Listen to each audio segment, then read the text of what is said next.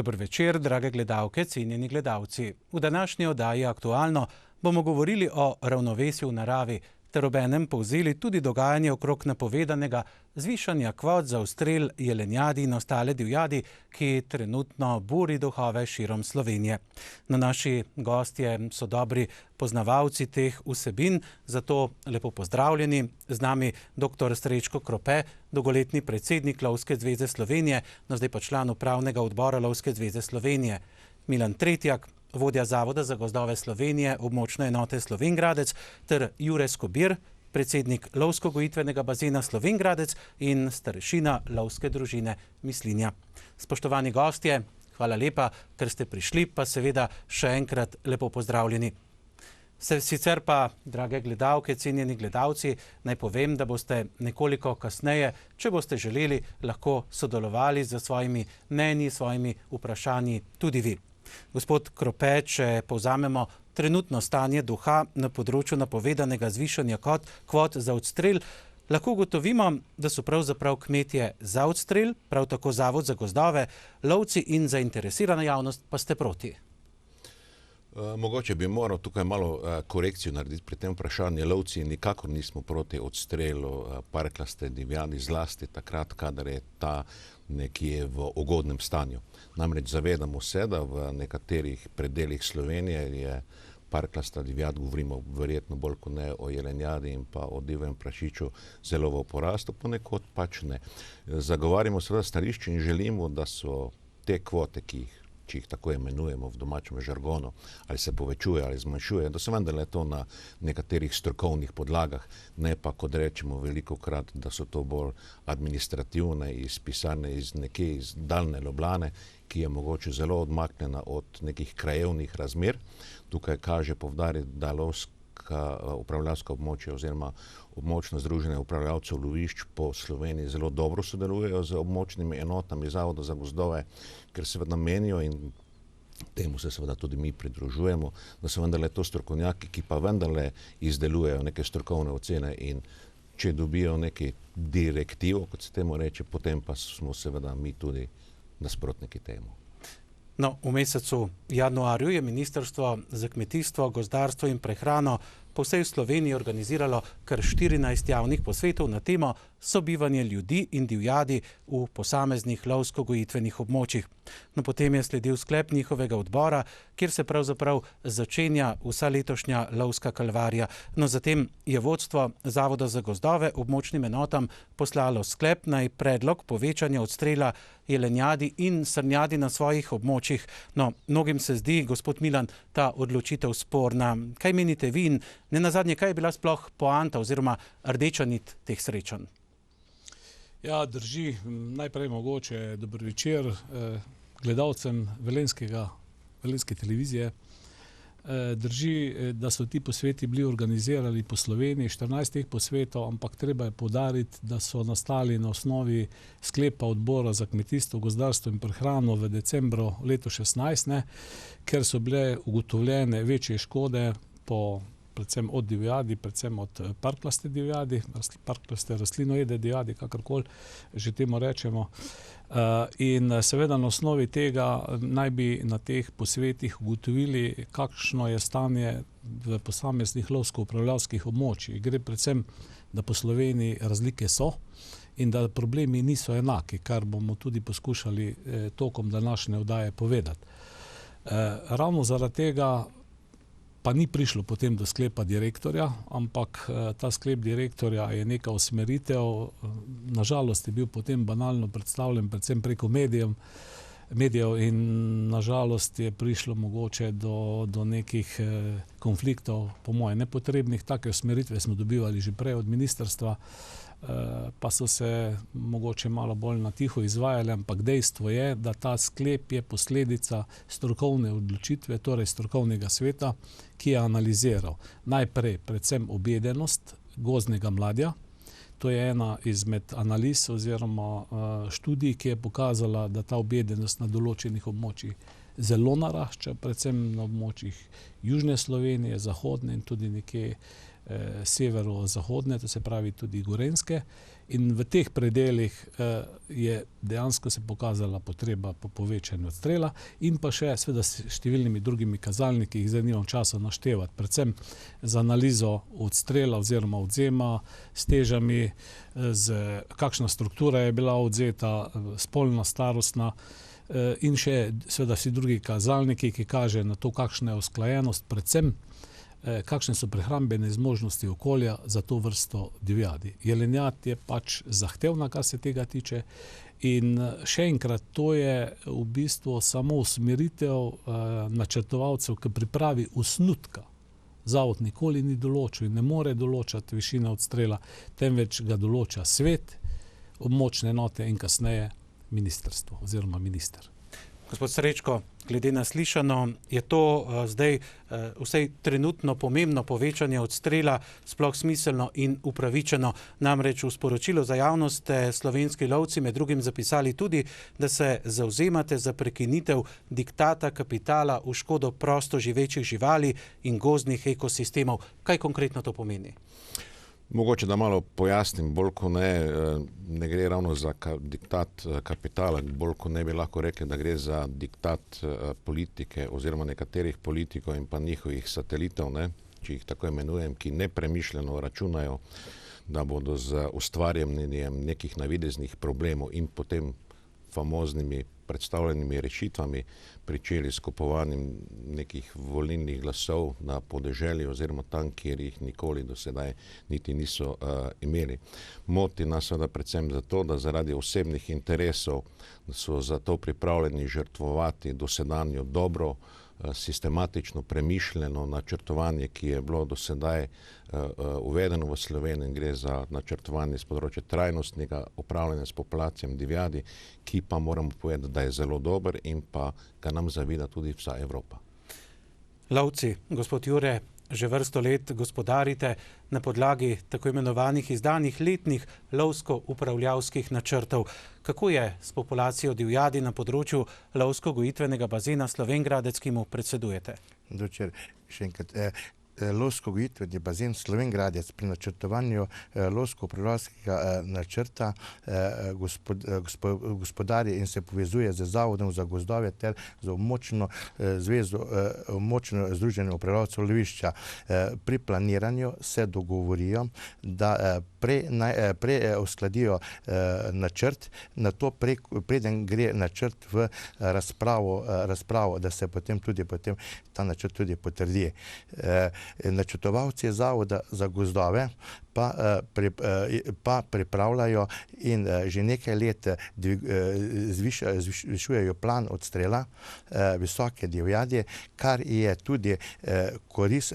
je tudi bilo koristno za strani Zavoda za gozdove, vendar za strani lovcev to ni bilo uspešno, ker smo smatrali, da plan se dviguje. Od tega pa se je pokazala koristna zadeva, saj škod na področju našega lovsko-gojitvenega, vsaj na področju našega lovsko-gojitvenega bazena ni, oziroma jih je zelo malo. To je tudi koristna zadeva bila, z tega pa tudi mi med samimi kmeti imamo na ta način tudi dober in korekten odnos. No, na tej točki bomo nadaljevali. Gospod Milan, če govorimo o letnih lovsko-upravljavskih načrtih, si kolikor vem, lastniki kmetijskih in gozdnih zemljišč, o katerih je bilo zdaj govora, želijo več vpliva na načrtovanje. Povejte, strokovno je to sploh upravičen predlog, no mnogi pa pravijo tudi, da je rok za pripravo na javno predstavitev enostavno prekratek. Gre za en teden od objave na vaših spletnih straneh. Ja, to, da si lastniki prizadevajo, drži. Seveda te zakonske osnove zaenkrat ni, ampak mislim, da vsak načrtovalec ali pa vsaka območna enota k temu problemu pristopa po moje malo po svoje. Pri nas že nekaj časa velja tradicija, da pravzaprav vse načrte sprejemamo s konsenzom. poskušamo se pogovarjati in z lastniki in z lovci že v fazi priprave osnutka. Tako smo tudi letos, recimo, že v pripravi faze osnutka povabili, oziroma smo bili povabljeni, moram reči drugače, ali pa se dogovorili za sestanek z Kmetijsko-gozdarsko zbornico in smo seveda tu vključili predstavnike lastnikov. Problem seveda je, ko predstavljamo te vsebine, da na drugi strani ni primernih sogovornikov, ki bi imeli podatke, znanja, kot na primer imajo lovske organizacije, ne, ki lahko konstruktivno sodelujejo pri razpravi. In seveda že v fazi priprave osnutka mi sodelujemo pa predvsem z lovskimi organizacijami oziroma z Ozolom, ne, ki nekako predstavlja vse lovske organizacije na našem lovsko-prelavskem območju Pohorje, ne, to je naša območna enota, se pravi v bistvu Koroška v celoti, Pohorje, ker je seveda tudi lovišče s posebnim namenom in vse obrobne družine, tako da v bistvu pokrivamo pravzaprav dve lovski zvezi. Tule na ekranu je videno zdaj to pohorsko lovsko obitveno območje. No in se pravi, pri vseh teh postopkih mislim, da ni razloga, da bi prihajalo do težav, ker tudi v fazi javne razgrnitve, ki je res samo en teden, ampak kadarkoli so možne pripombe pred javno razgrnitvijo, po javni razgrnitvi do sprejema predloga spet poteka nek določen čas, ker so možne pripombe. In na koncu, kar želim povedati, je bistveno to, ne, da ravno načrt sprejema svet. Svet je sestavljen tripartitno, če zelo skrajšam, ne, so 3 predstavniki lastnikov gozdov, v 4. triadi je prav tako še predstavnik Kmetijsko-gozdarske zbornice, samo en predstavnik lovstva in naravovarstva in samo en predstavnik zavoda, ko njem toliko govorijo, da zavod določa načrte, in pa seveda predstavnik lokalne skupnosti in pa vlade. Torej, ti potrdijo načrt, ki gre potem na ministrstvo. No, če smo že v načrtih, prav v četrtek je svet vaše območne enote sprejel letni lovsko-upravljavski načrt za pohorsko lovsko-upravljavsko območje za leto 2017. Kakšne so bile pravzaprav oziroma katere bistvene pripombe članov sveta in kakšne potem na javni razgrnitvi? Ja, glejte, zdaj tukaj je bil predstavljen sam potek načrta, je pravzaprav jasno vidno, kako časovno poteka, in mislim, da je čas za oblikovanje enega kvalitetnega načrta dovolj dolg, ne. Kar se pa tiče našega letnega lovsko-upravljavskega načrta, moram reči, da zagovarjamo dolgoletno prakso, tudi za tem stoji naš načrtovalec, pa je prav, da ga mogoče imenujem Zdravko Miklašič, ki nekako že v fazi osnutka, kot sem prej omenil, pripravi že nek konsens pri odstrelu, predvsem z lovci. To je včasih težko, ampak prav je, da si naložimo argumente tam, kjer nas nihče ne sliši, ne predvsem ne javnost, ne preko javnih medijev, če rečem, in potem jih poskušamo uskladiti. In v fazi javne razgrnitve, poglejte, smo dobili komaj 2 pripombi, ne. Ena tista ekstremna, da je treba 50% povečati odstrel vse divjadi, ki je seveda absurdna, ne, in eno, ki je bila malo vezana na odstrel race mlakarice, pa je to v dolgoročnem načrtu, torej nič, ne. In še posebej, ko je bil načrt predstavljen pa na svetu, je bil enoglasno oziroma soglasno sprejet, ne. In to je praksa na Koroškem že 20 let, da pravzaprav s konsenzom iščemo rešitve, zelo preprosto, da ohranimo ravnotežje med prehrambenimi zmožnostmi okolja in predvsem parklasto rastlinojedo divjadjo. To je osnovna poanta in cilj, ki jo skozi zasledujemo. Moram pa poudariti, da smo kljub temu, da nismo imeli sklepa, sklep se ni tangiral naše območne enote ali pa našega lovsko-upravljavskega območja, smo odstrele lenjadi s konsenzom z lovcem povečali za 6%. Gospod Srečko, lovci so bili tudi zdaj omenjeni v tem pogovoru.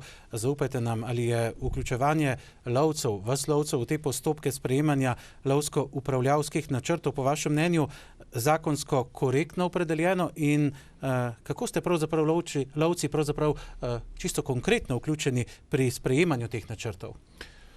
Lahko kar nadaljujem, tako je kolega Milan v bistvu že prej končal.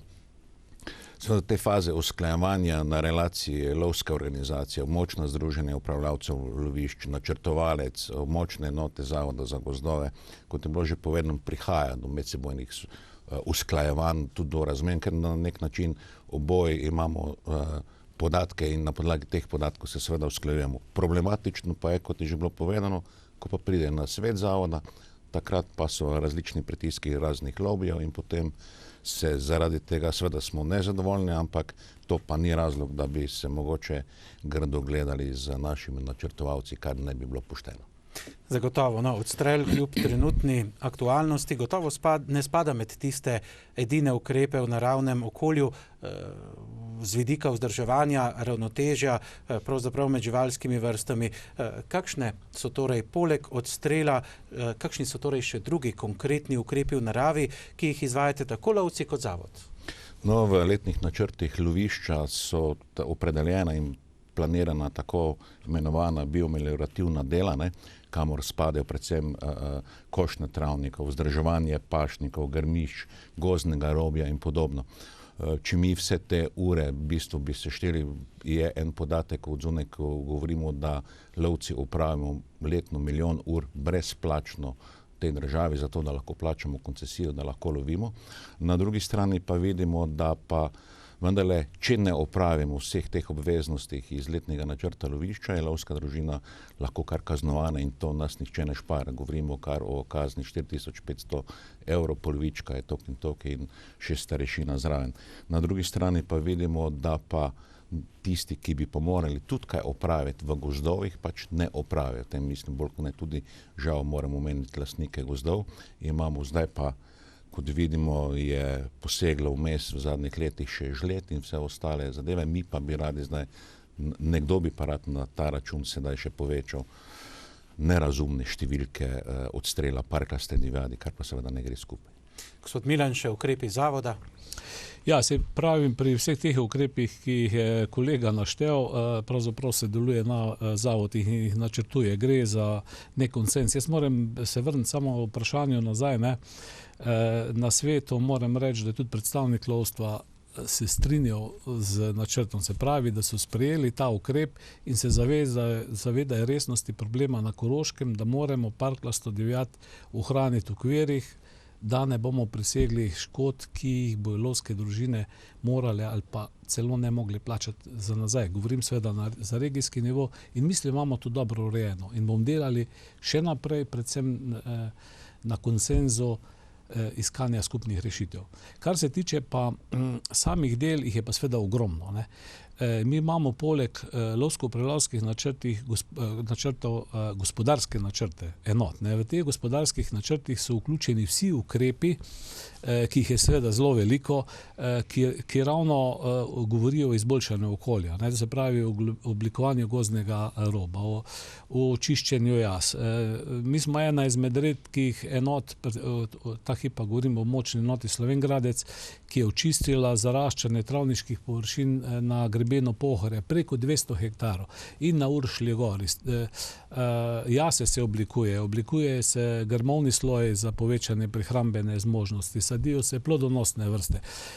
Da v študijah zaščitenih vrst divjega petelina in rušeca niti ne govorim, pa ta hip se uvajajo video nadzori za določene vrste divjadi in tako naprej. Skratka, tega je ogromno in vedeti morate tudi to, da je 550 diplomiranih inženirjev ali pa inženirjev stalno prisotno na terenu, ki imajo vedno v mislih, da je gozd pravzaprav kompleksen ekosistem tako živalskih kot rastlinskih vrst.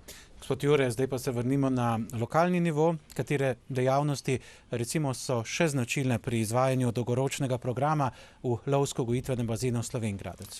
Lovsko-gojitveni bazen Slovenj Gradec, sicer osnovna dejavnost naša je izvajanje odstrela in pa priprava del v samem lovišču. V našem gojitvenem bazenu opravimo preko 4000 ur letno, to je zelo veliko, kar pa ste drugo vprašanje, ko ste pa vprašali, kaj je značilno. Lovci se v našem organiziramo v tej obliki, da organiziramo skupne love sosednjih lovskih družin, potem pripravljamo razstave lovske razstave tudi na nivoju bazena gojitvenega. Potem organiziramo tudi sodelovanje z osnovno šolo in z predšolsko, z vrtci, da organiziramo te zadeve, jih podučimo njihovega šolskega programa. Na to imamo tudi na področju strelstva, izvajamo določene ukrepe, tudi v kinologijo damo velik poudarek, vzdržujemo lovske koče ali lovske domove, da te, ki smo jih pač nekoč uredili in pripravili, da jih tudi nekako vzdržujemo v tej obliki, in pa se dodatno izobražujemo tudi, hodimo na različne seminarje in predavanja v zvezi z lovstvom. In pa bi še poudaril še lahko tudi sodelovanje z lastniki z zemljišč. Istočasno pa tudi pripravljamo srečanja med samimi lovci v samem gojitvenem bazenu. To so prireditve in takšne stvari. To je pač, lahko bi še našteval več kaj, ampak mislim, da bi to zaenkrat bilo to. Zagotovo, dogaja se torej praktično vse mesece v letu. Drage gledalke, cenjeni gledalci, naj vas spomnim, da današnja oddaja Aktualno poteka v živo. Če se želite vključiti v ta zanimiv pogovor, če imate za naše spoštovane goste kakšno vprašanje, če imate svoje mnenje, potem seveda vabljeni k sodelovanju. Naša studijska številka od tega trenutka naprej odprta 03 897 0770 03 897 0770.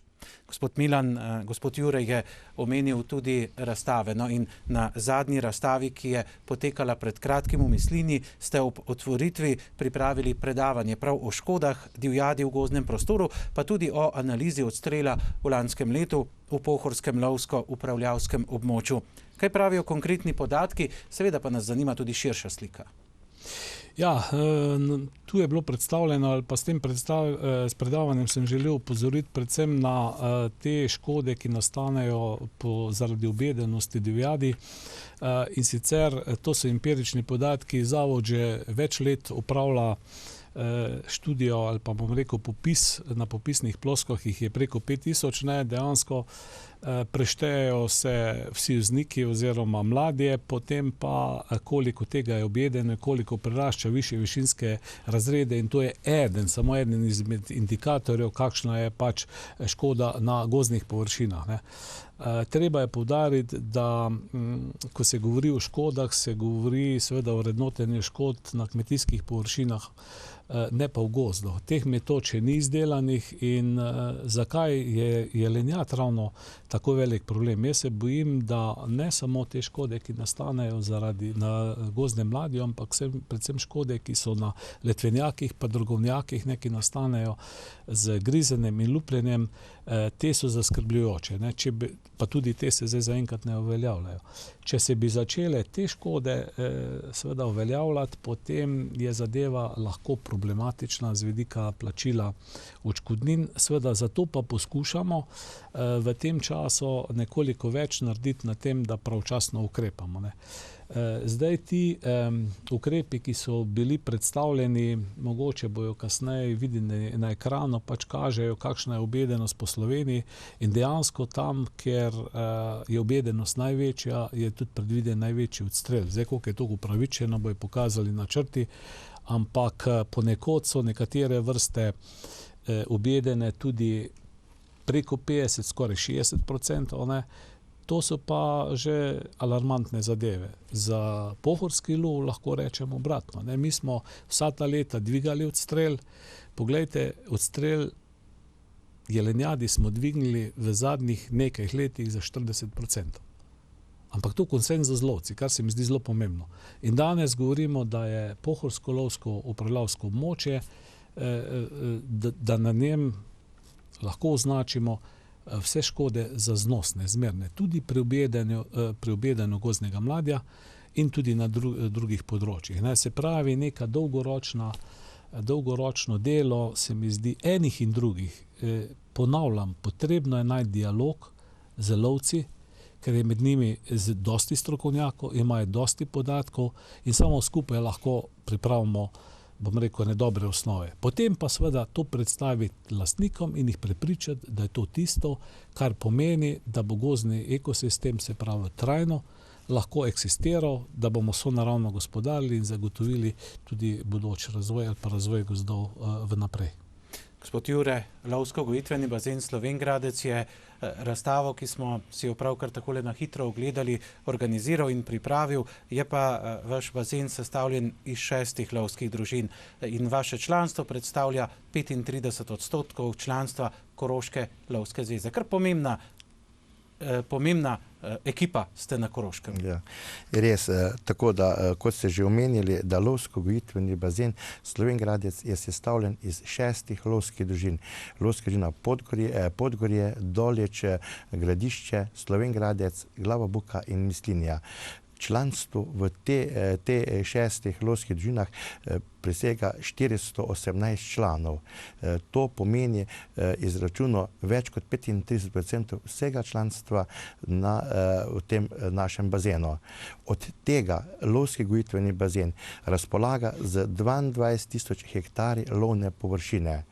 In od tega je lovsko-gojitveni bazen, ki meji na del Paškega Kozjaka, večji del Graške gore, potem obronke Pohorja in pa del Uršlje gore. To je dejansko prikaz tega bazena in tudi članstva, tako kot je pač to. In kaj pravi izvedena analiza uspešnosti med temi 6 lovskimi družinami? Odstrel v tem je bil v tem letu 2016, če se obrnemo nazaj, takrat, ko je ta razstava tudi, za katero obdobje je to, je odstrel je bil izveden dokaj dobro, saj je bil v načrtovanjem projektu, na ta načrtu in je bil tudi usklajen približno nekje 98% vsega tega. Istočasno pa tudi potem je pa do določenih vrstah divjadi smo presegali odstrel, vendar pri jelenu in divjem prašiču je pa bil kot prehodna divjad je to, in nismo mogli realizirati celotnega plana, ki bi nam bil zadolžen, ampak bomo tudi to v bodoče skušali tudi to zadevo uspeljati. Moram pa reči, da je pa po drugi strani kot divji prašič, kot prehodna divjad za nas lovce v lovskih družinah in v bazenu dobra popotnica, saj škod na kmetijskih zemljiščih ni bilo, ker tako ali tako so potem neljube zadeve in tako z lastniki, ki sodelujemo na dobrem, je stvar v tej obliki, da pač imamo dobre odnose, raje kot pa kakšne velike škode in ne vem kak velik odstrel pri tej vrsti. Pri jelenjadi je pač tako, z jelenjadijo gospodarje na območju gojitvenega bazena po načrtovanem planu samo lovska družina Podgorje, in če to ne vem koliko, približno 12 do 15 komadov jelenjadje, mi vse ostale lovske družine, ki pa smo 5 lovskih družin, pa gospodarimo dejansko z divjadjo jelenjadi, ki dejansko dosežemo odstrel mulaste divjadi, 2 komada napram enemu trofejnemu jelenu. To pač je stvar, ki se družine moramo truditi, škode pa tako ali tako tudi bi lahko nastale, če bi se ta divjad preveč razmnožila na našem področju. To je pač z načrtovanja tako naredito. Saj tudi bo lahko kolega še določen kaj na to potem tudi rekel. Zagotovo. Tradicija veleva, da takšne razstave, kot je bila zadnja v Mislinji, pripravite enkrat letno, seveda s pripadajočimi predavanji. Kaj ste tokrat na ogled postavili? Najprej bom še nekaj stvari omenil, kot ta razstava, kot je bilo na razstavi, sta bila predstavile so se 2 temi. In to eno je predstavil kolega Milan, ki ste že omenili, eno analizo je predstavil kolega iz Zavoda za gozdove Samo, z tega stališča, kar smo počuli neke podatke, ko sem jih lahko predstavil. Moram pa tudi se zahvaliti Srečkotu, ki je tudi v besedah gostov podal besedo o šakalu. To je vrsta, ki prihaja na šakala in pa potem podal je tudi o novi zakonodaji, ki pa bo o orožju. Kaj smo predstavili? Na sami razstavi smo predstavili trofeje, oplenjene trofeje na panojih. To je bilo jelenjad, predstavili smo trofejne divjadi, jelenjadi, srnjadi, gamsa, divjega prašiča in muflona. Poleg tega pa smo pripravili tudi del kotiček, narava, ki smo pa predstavili gozd in del travniških površin, na njih pa smo podali prikazali tudi divjad, ki je lovna in nelovna divjad. Plus tega pa bi še dodal, da je to razstavo, po razstavi smo si lovci pogledali te oplenjene trofejno divjad, da smo lahko malo ocenili zadevo, kako v sosednjih družinah lovci oplenijo divjad in kako gospodarijo z divjadjo. Kar se pa tiče tega kotička, del narave, ki smo ga predstavili, to pa ni bilo namenjeno samo lovcem, ampak tudi občanom lokalne skupnosti, ki so si to zadevo lahko ogledali. To je bilo tudi v popoldanskem času nedelje, takrat, ko je bila tudi razstava. Nato pa v ponedeljek pa smo pozvali šolo in vrtec, da si ta mlajši pogledajo kot šolska in predšolska mladina, ki imajo tudi v svojih programih šolskih te zadeve, da malo dobijo znanje tudi z lovstva. Tako, in to je bila gotovo nepozabna izkušnja. Gospod Srečko, gospod Jure je omenil, da ste takrat pravzaprav postavili šakala. Šakal je pravzaprav živalska vrsta, ki pri nas povzroča kar precej škode in se zdi, da je malce prezrta žival. Zakaj? Ja, očitno, kot zgledam, je Jure skoraj vzel ves veter iz mojih jader, ampak nekaj mi ga je še pustil, tako da bom lahko še kaj povedal. V glavnem gre za šakala, ki je prišlek. V Sloveniji se prvič pojavil nekje v 50 letih prejšnjega stoletja, takrat mislim, da 52 in 53 leta je šlo celo za 3 odstrele. Intenzivno se pa k nam v bistvu širi podobno kot v ostale evropske države v zadnjem desetletju. Mogoče dobro povedati, da je sedaj opažen v 30 državah, ki spada pod nekje v okvir Evrope, in v 11 državah je to že kot lovna vrsta. Pri nas sicer še ni. To se pravi, ne vemo točne številčnosti. Širi se precej, opažen je bil že velikokrat na območju Krasa in pa na območju Ljubljanskega barja in pa v nižinah. Zanimivo je, da je bil v lanskem letu že nekajkrat opažen tudi na območju Velenja, kar je mogoče zanimivo zato, ker gre to za našo televizijo, ne? In pa da je v zadnjih 5 mesecih v Sloveniji prišlo že kar do povoza 7 šakalov, kar kaže na neko številčnost, ki je zelo velika. Povedati je pa potrebno, da je pri nas sicer uvrščena na uredbo o lovnih vrstah, vendar je na istočasno še na zavarovanih vrstah, kar pomeni, da spada pod prilogo 5 habitatne direktive. To pa pomeni, da se sicer lahko v to vrsto posega, ampak s tem, da ji ne ogrozimo. Ampak pri nas še v letnih načrtih ni, to pomeni, da lovci ga še ne streljamo. Dejali ste desetletje, komaj da ta živalska vrsta prisotna pri nas in znanja o njem pravzaprav ni dovolj. Tudi zato ste verjetno lovci vzpostavili zdaj aktivni monitoring. Ja, in že v letu 2015 je v bistvu Lovska zveza predlagala, da se izdelajo strokovne podlage za monitoring šakala. To je bilo leta 2015. V 2016 je Ministrstvo za kmetijstvo in pa Javna agencija za raziskovalno dejavnost začela s financiranjem ciljno raziskovalnega projekta o šakalu, ki ga v bistvu izvaja Biotehnična fakulteta Univerze v Ljubljani, Gozdarski inštitut Slovenije.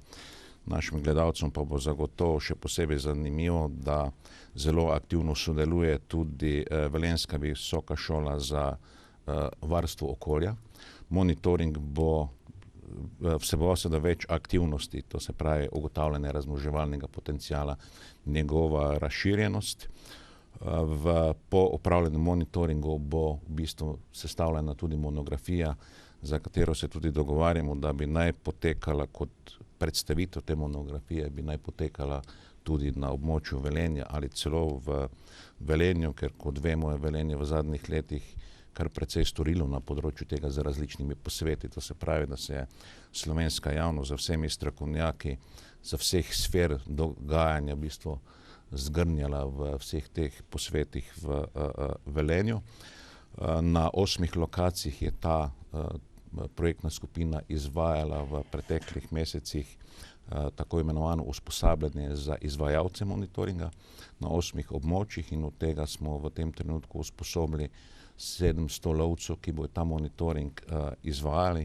Začel se bo pa v bistvu 16. aprila z izzivanjem njegovega oglašanja. To se pravi, da bomo na ta način in pa seveda pol, da bomo sledili vse ostale njegove značilnosti ali sledove, ki jih pušča v naravi. Na podlagi tega pa bo potem na podlagi teh ugotovitev prišlo v letne načrte in potem zopet do usklajevanja in bomo seveda prišli do faze, da bodo lahko lovci izvajali lov tudi na to vrsto.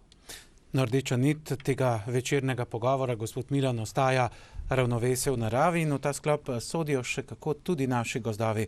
Lani je napad lubadarja na Koroškem pravzaprav napovedal kar pravo katastrofo. Črni scenarij se na srečo ni zgodil, odgovorni ste opravili svoje delo, eni bolj, drugi manj uspešno. Ste pripravljeni tudi na letošnje leto? Ja, mislim, da. Akcijski načrt je bil že sprejet. S tem akcijskim načrtom želimo pravzaprav pravočasno nekako zajeziti to širjenje podlubnikov. Je pa seveda to za mene, ali pa če rečem osebno, ena hujših katastrof, ki so jo doživeli slovenski gozdovi, če ne najhujša. Že drugo leto beležimo v Sloveniji preko 2 milijona kubikov poseka, samo zaradi podlubnikov. To je skoraj ali pa več kot tretjina vsega, kar posekamo. To je seveda potem tudi manj kvalitetnejši les. Na Koroškem pa je zadeva zaenkrat še v okvirih. Mi imamo, lansko leto beležimo nekaj preko 70 000 kubikov posekanega lesa zaradi podlubnikov. In pa tole, kar kažejo podatki, je pravzaprav stanje za leto 16, tako za Slovenijo kot za območno enoto. Na levi strani je to, kar je evidentirano in izdane odločbe, na desni strani je pa tisto, kar je realizirano. Realizacija sicer nekoliko zaostaja, ampak ne veliko. Mislim, da je v tem času že vse na dinamiki. Bistveno pa je to, da se tudi iz teh stolpcev se vidi, da nekaj enot nekako ohranja ali pa uspe zadrževati to populacijo na takem nivoju, kjer je še, lahko rečem, obvladljiv. Je pa seveda vprašanje, kako bo naprej. Nihče ne zna pojasniti točno, da gre za sinergizem nekih učinkov. Predvsem katastrofalna je situacija v srednji Sloveniji, kar je vidno s to temno rdečo in oranžno barvo, pa tudi z rumenkasto. Druge so zadeve, se pravim, več ali manj še obvladljive, kar je izjemno pomembno, pa je predvsem to, da predvsem štartamo na prvo generacijo, to je to, ki bo začela že sedaj ob teh temperaturah, ki niso normalne za ta čas, in da pravzaprav ukrepamo pravočasno. Glavna zasluga, da je ostal lubadar na Koroškem takih okvirih, kot je predvsem v hitri odzivnosti in odgovornem delu lastnikov gozdov, v dobrem sodelovanju z gozdarji, ki jim tudi na nek način zaupajo.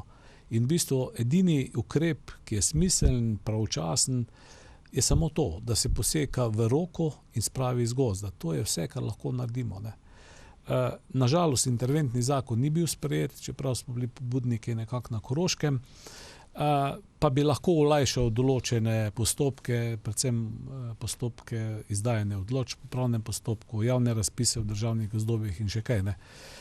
Načelno upam, da bomo tudi letos ohranili to v takih okvirih, je pa seveda odvisno, kakšno bo leto. Tale suša ni dobra, drevje je oslabelo, je pa seveda tudi posledica žledoloma leta 2014, da je dosti oslabelega drevja in prav zaradi tega je pač gradacija pravzaprav na višku. No, kot ste nekoč že dejali, je v Sloveniji problem, da terenskega naravovarstva pravzaprav nimamo. kar je recimo drugo dobro razvito. Mi imamo sicer relativno dobro napisane zakone, ki pa jih praktično nihče ne izvaja. To drži. Dobro ste se spomnili, ker to sem že nekaj časa nazaj res javno povedal. Mislim, da smo ena redkih držav, ki nimamo terenskega naravovarstva, če gledamo vse v okviru Evropske unije, kar se mi zdi zelo žalostno, in to je tudi eden izmed vzrokov, v katerih bi morali govoriti, da jemljemo divjadi postopno prostor, da odnašamo nemir v gozdove in tudi v gozdni prostor. To nekontrolirane vožnje v naravnem okolju, predvsem s krosi, ki so zdaj aktualni, pa po zimi z motornimi sanmi, pravzaprav ne prinašajo nič dobrega, ne. Kazni na tem področju so minimalne, se pravi 40 evrov, če takoj plačano 20 evrov, ne, absurdno. Kontrolirajo to sicer inšpektorji, ki jih je 14 v Sloveniji, in pa nekaj policija, ki pa seveda tu nima prevelikega interesa, zato ker ima pač obveznosti na drugih, predvsem bolj frekventnih cestah. To je največji problem. Je pa seveda nerazumljivo, da je lahko parlament v letošnjem letu zelo hitro sprejel zakon, s katerim so registrirali pomožna kolesa z motorjem, ne, do 25 km/h in je bila registracija brez problema sprejeta.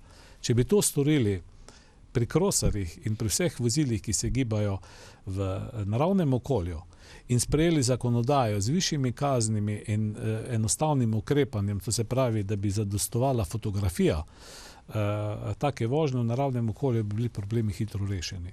Tako pa je ta problematika, mislim, da je zdaj prebila sodo dno. Skratka, Pohorje je, kar se tega tiče, postalo izjemno kritično, še posebej, ker prihajajo se rekreirati pod narekovaj na naše področje tudi iz tujine. Seveda tudi lovci, gospod Srečko, nasprotujete takšni obliki, lahko rečemo tudi vandalizma v naravi.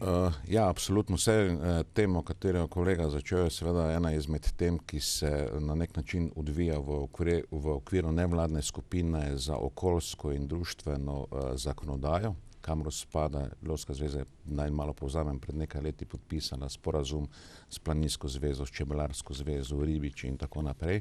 Gre za 7 nevladnih organizacij, zelo veliko številčno, katera ima med ostalimi cilji tudi podati pobudo, in mislim, da bo to storjeno v tem mesecu, ker smo se že uskladili, da bo dana pobuda na Ministrstvo za okolje in prostor in tudi za naprej za tako imenovan institut varuha narave.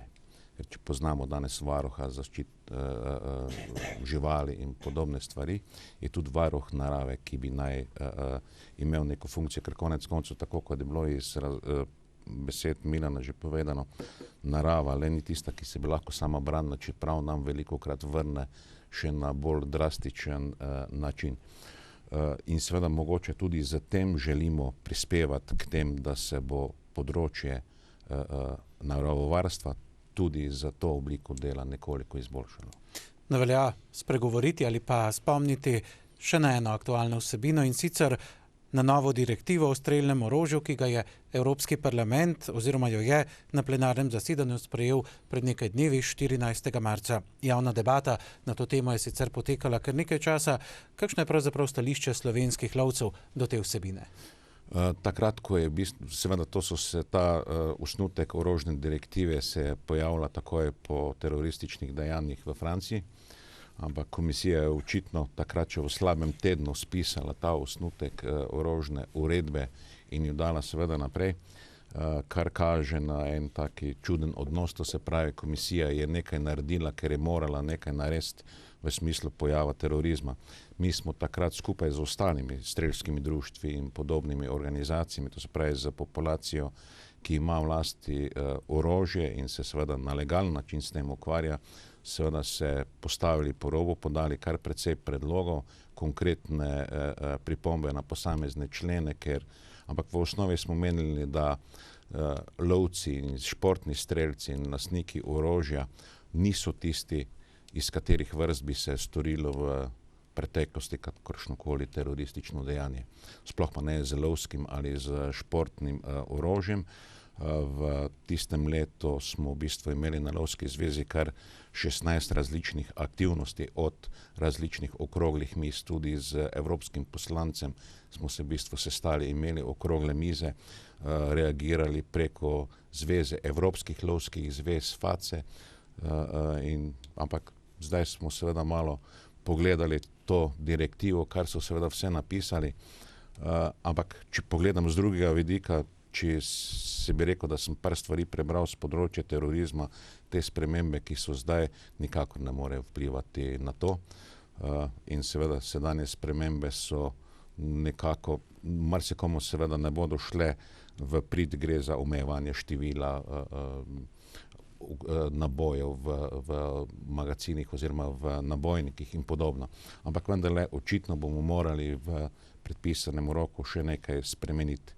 Da bo zanimivo pri vsej tej evropski direktivi pa je, da smo ugotovili, da se nekatere države niso uveljavile oziroma niso prenesle zakonskih določb v svojo nacionalno zakonodajo še iz prejšnje direktive, katero je EU izdala. Tako da nekaj težav bo, ampak svoje smo vendarle dosegli. Kaj pa, spoštovani gostje, recimo menite o tem, da bi se morala lovska zakonodaja spremeniti v tej smeri, da bi lastniki kmetijskih in gozdnih zemljišč lahko tudi upravljali z divjadjo? Mora biti gospod Jure najprej. Ja, glede zakona, ki se bi naj spremenil kot predlog, jaz smatram tako, da lovska zakonodaja je dobro zapisana, in da je kot za dobrobit divjadi in lovstva nima smisla spreminjati, da bi lastniki oziroma zakupniki dobivali te možnosti, da bi divjad gospodarili z njo. To so slabe strani že iz sosednjih držav, ko opažamo Hrvaške, pa to zakupniku je pač cilj, da to zadevo spelje tako, da si poplača koncesijo, na to pa potem išče profit. Zato te zakonodaje ne podpiramo lovci, ker organizacija, ta zakon že dolgo obstaja, tako kot je. Bi pa povedal še drugo varianto, da v nasprotnem primeru, če bi do tega prišlo, potem pa bodo mogli lovci nekako svoje tudi doreči, se povezati tudi, pa dati pri kakšni okrogli mizi, pa dati zvezi z ministrstvom dogovoriti, če ne pa na vse zadnjo, pa tudi poprositi, magari na okroglo mizo povabiti tudi ministra, da tudi te zadeve dorečemo in da se zmerno do tega ne bi prišlo.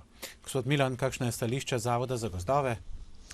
Ja, seveda, jaz moram izhajati iz zakona o gozdovih, ki je takrat postavil enovito javno gozdarsko službo in temelj enotnega gospodarjenja ali pa usmerjanja razvoja gozdov in seveda vseh prostoživečih živali. Mislim, da je bil to izjemno dobro postavljen zakon in da bi morali ravno to kvaliteto ohraniti tudi naprej.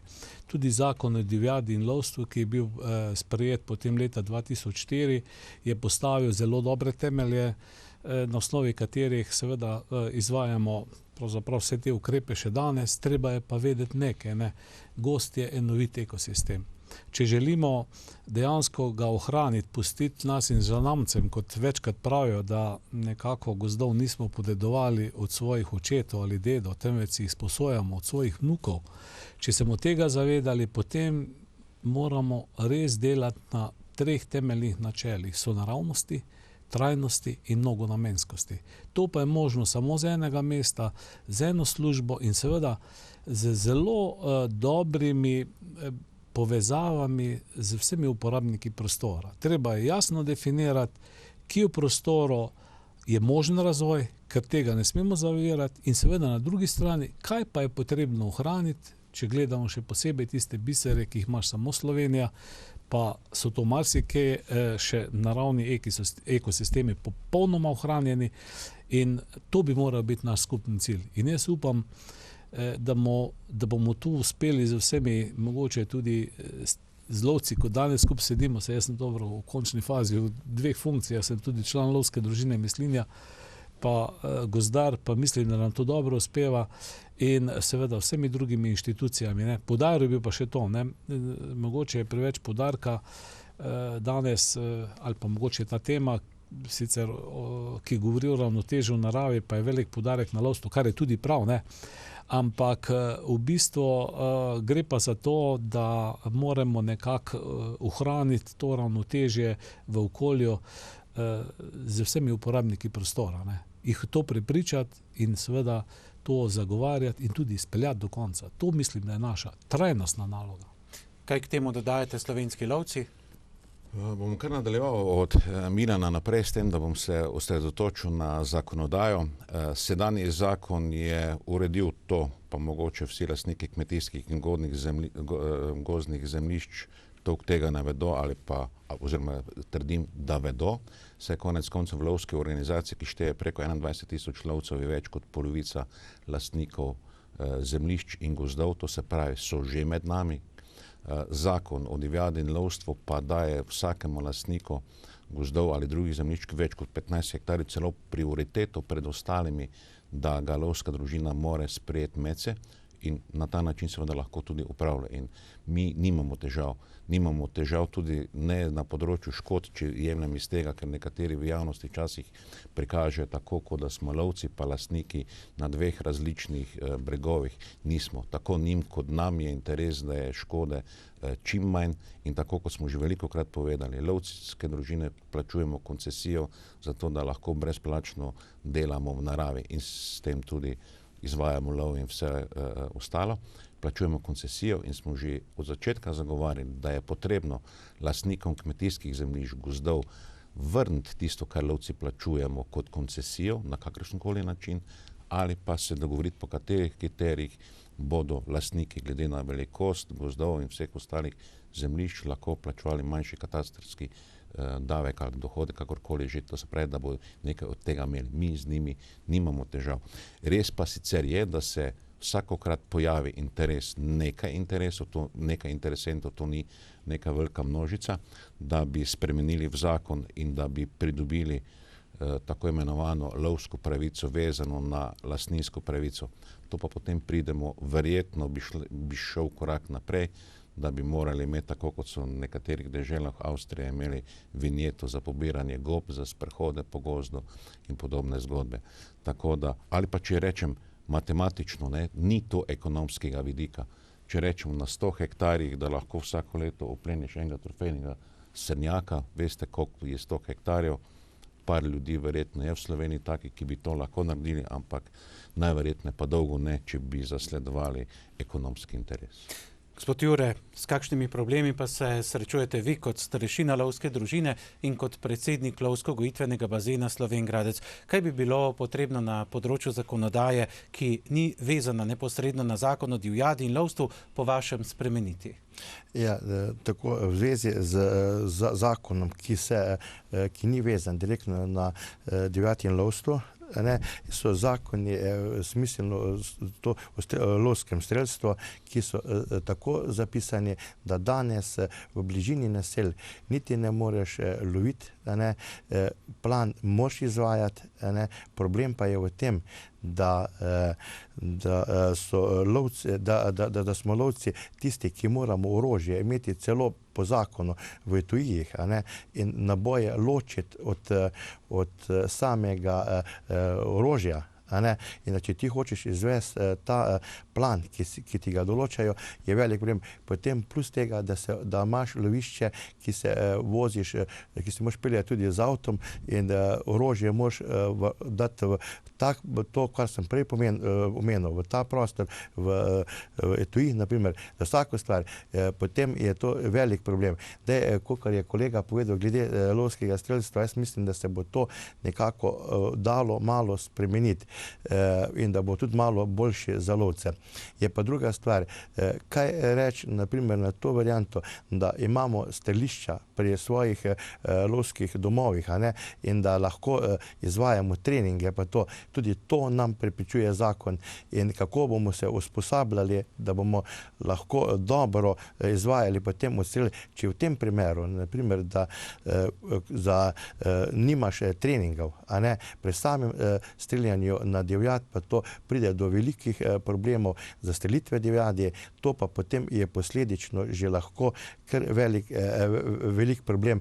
Moraš imeti potem izkušenega lovskega psa, divjad poiskati, in pa še v tej varianti, da komatiči ga pa ne najdeš, naprimer, je pa tudi velika izguba v samem lovski družini. Prihajam na drugo področje, zakon o upravnih postopkih. Če hočeš urejati kot društva neke prireditve, pa to ti zakon ne omogoča. Zakon je zelo strog, moraš pridobiti vsa dovoljenja, ki jih rabiš.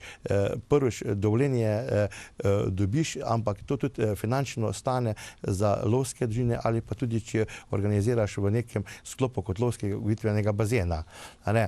Največji problem pa je to, kar smo se lani morali seznaniti o tej zadevi, davčne blagajne.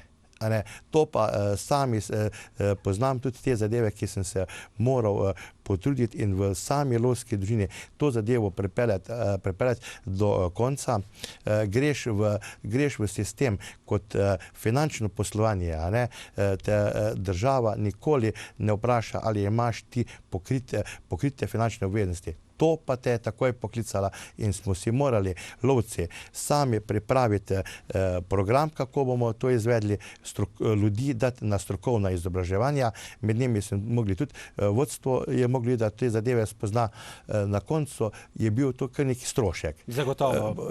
O tem verjetno bi lahko še govorili, ampak počasi se bližamo koncu. Gospod Milan, vaša območna enota je lani zaključila dvoletni projekt Support, ki je bil financiran iz norveškega mehanizma. No, obenem pa sodelujete tudi že pri prijavi projektne naloge Vizija Pohorja 2030. Takole nakratko nam predstavite ti dve pomembni vsebini.